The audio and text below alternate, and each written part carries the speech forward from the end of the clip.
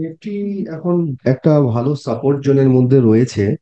তো দেখুন, এইখান থেকে একটা গ্যাপ করে নিফটি ব্রেকডাউন করেছিল আর কি, এই সাপোর্ট লেভেলটাকে।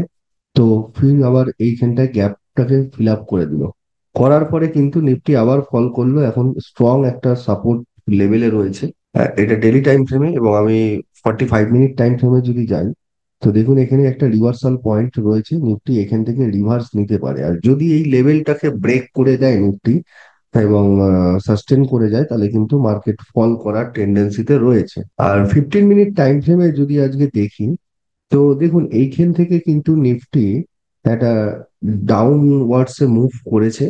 ঠিক এই লেভেল থেকে নিফটি দেখুন lower high lower low form করেছে এখান থেকে একটা রেঞ্জে, আর এখানে একটা মর্নিং স্টার ক্যান্ডেলস্টিক প্যাটার্ন করেছে, বাট এটা ফেলিওর হয়েছে। তো এই সাপোর্ট লেভেলটাকে এইখানে ব্রেক করে দিয়েছে। ব্রেক করে দেওয়ার পরে কিন্তু ও দেখুন নিচে অনেকটাই ফল করে এসছে, এবং এইখান থেকে স্ট্রং একটা সাপোর্ট লেভেলে নিফটি রয়েছে।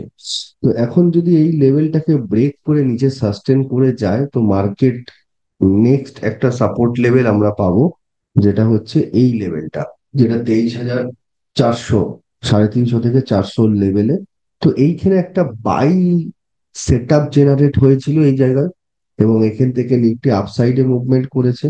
তো এখন আবার নিফটি 100% কারেকশন নিয়ে এখানেই রয়েছে। তো 15 মিনিট টাইম ফ্রেমে কিন্তু আজকে পুট বাই অপরচুনিটি এসেছিল।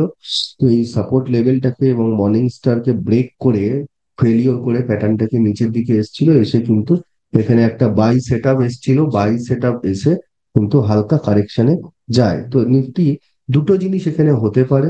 মার্কেট এইখান থেকে নিফটি একদম বোটম লেভেলে এসছে, একটু আপসাইডে মুভ করে যদি এইখানে ও ডবল বোটম ক্রিয়েট করে, তো আপসাইডে যাওয়ার টেন্ডেন্সি রয়েছে।